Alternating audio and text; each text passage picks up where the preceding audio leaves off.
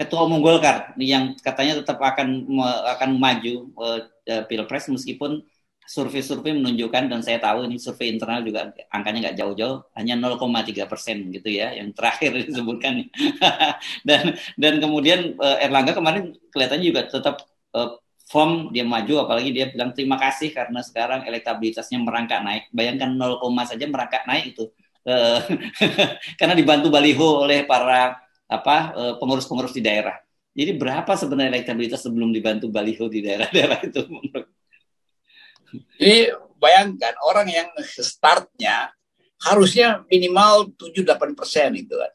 Kan dia adalah tokoh Golkar, menteri lagi. Kalau elektabilitasnya 0, sekian, itu artinya memang nggak pantas. Kalau orang biasa, oke lah itu. Siapa namanya ini? Mardigu mungkin lebih dari itu tuh startnya kan. Apalagi kalau diwawancara oleh FNN tuh. Jadi kita bayangkan ini tokoh politik yang memimpin partai besar cuma 0,3 dan masih menganggap bahwa oh ya itu kita mau maju.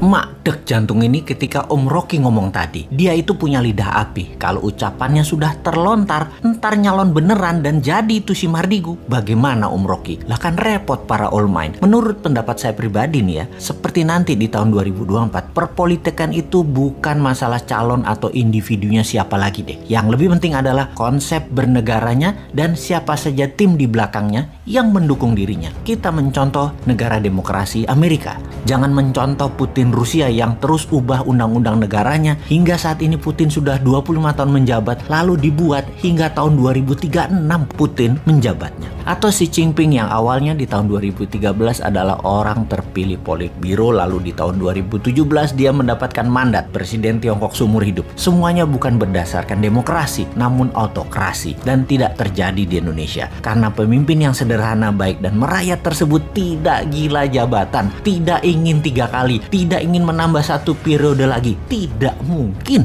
Nggak mungkin pemimpin sekarang akan kemaruk jabatan, mabok pujian. Bukan, itu bukan dia. Jadi kita mencoba mencontoh Amerika yang punya 2 aliran besar dalam bernegaranya. Kalau Partai Demokrat, cara kelolaan negaranya adalah heavy on government atau pemerintahnya agak ke kiri, ke sosialis. Kalau Partai Republik atau Republikan, negara hanya regulator atau dikenal dengan heavy on private. Pemerintahnya ke arah kanan, para kaum kapitalis. Di sini kita melihat calonnya siapa dan membawa alirannya apa. Kalau Partai Demokrat pasti naikin pajak, namanya juga sosialis. Kalau Partai Republik pasti turunin pajak, namanya juga heavy on private atau swasta. Kembali ke komen Om Rocky, maka 7 presiden yang telah lalu ditambah 10 calon yang ada di pajangan 2024 adalah model kiri, model sosialis. Dan untuk pertama kalinya ada calon si Sontoloyo ini yang dari kelompok New Mind menggagas ke arah kanan, heavy on swasta, ke arah pajak turun dan ke arah membela UKM 100%. Jujur,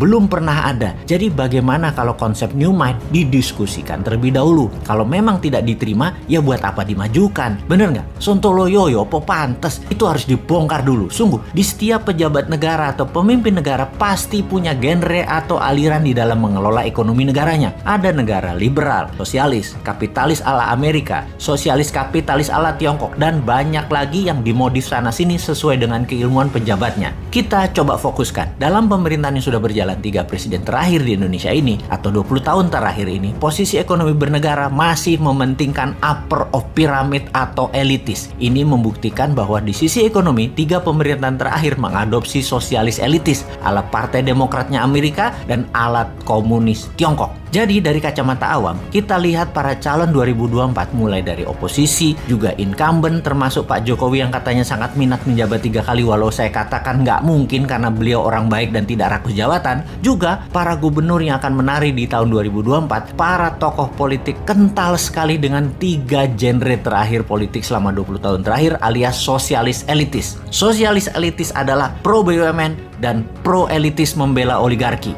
Di antara semuanya, tidak ada yang seperti Newmind yang pro-kapitalis bawah, kanan bawah, mendukung UKM, juga pro-kiri bawah, sosialis bawah, para buruh, nelayan, petani. Newmind punya new economic model, yaitu bottom of pyramid atau ekonomi akar rumput. Newmind fokus di bottom of pyramid, anti-elitis, anti-BUMN, anti-kapitalis elitis, anti-oligarki. Newmind merangkul sosialis bawah dan sosialis akar rumput, yaitu para buruh, termasuk 6 juta buruh migran yang kerja di luar negeri, semua ada di sini. Dan kapitalis akar rumput atau UKM di sisi bawah kanan juga ada di Newmind. Saat ini buruh dan UKM tertinggal karena memang platform bernegaranya elitis, bukan akar rumput yang di bawah. Newmind untuk membuktikan kontribusi ke ekonomi akar rumput membangun Santara, perusahaan urun dana seperti IDX untuk perusahaan besar melantai di bursa, UKM melantai di Santara. Sama semua aturannya, hanya saja ini untuk UKM. Itu sedikit kontribusi dari sisi swasta membuktikan MMT bukan hanya teori tapi bukti nyata. Jadi inilah yang harus didiskursuskan, diwacanakan, disiapkan bangsa dan negara dalam periode ke depan untuk memutuskan, untuk berani mencoba sesuatu yang baru seperti mengambil MMT, mengambil Newmind yang beraliran bottom of pyramid, ekonomi akar rumput, sosialis kapitalis akar rumput. Beda dengan 7 presiden yang menjabat yang lalu. Newmind heavy on private, membela swasta, UKM, buruh, petani, dan nelayan. Atau tetap mau dengan old mind yang berhutang dengan IMF